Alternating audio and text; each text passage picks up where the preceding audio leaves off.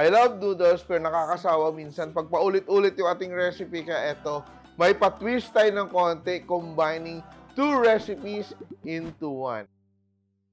Inspired by a recipe from Simpol, ating Mapo Tofu, pwede pala maging sauce ang ating noodles. Bawang, garlic, sibuyas.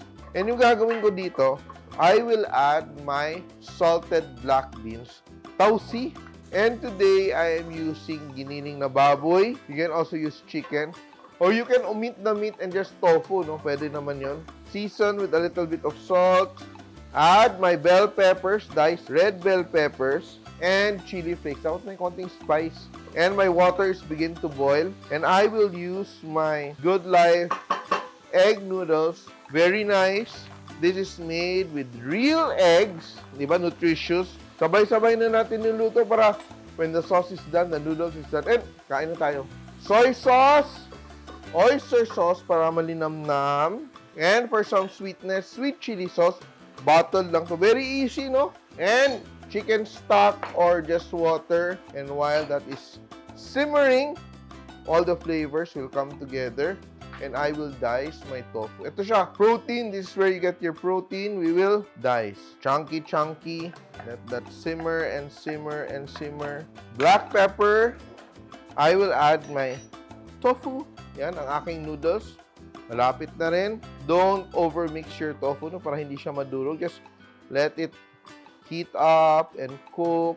So what we want to do is we want to let our tofu simmer in the sauce. It's warmed up hanggang sa loob and all the flavors come together, no? And now, I will plate my noodles. Ang sarap nito. Woo! Look at that. And we will add a bit of Good Life Sesame Oil. Imagine mo, matamis-tamis, malinamnam, silkiness from the tofu, there's that meatiness from our ground pork, and that bite of saltiness, and the aroma of that very nutty sesame oil. Gusto ko nang tikman. The noodles will soak up the sauce. So, medyo masupi siya, no? I will keep this recipe kasi sobrang sarap talaga niya, especially with the noodles. This is such a simple and delicious recipe.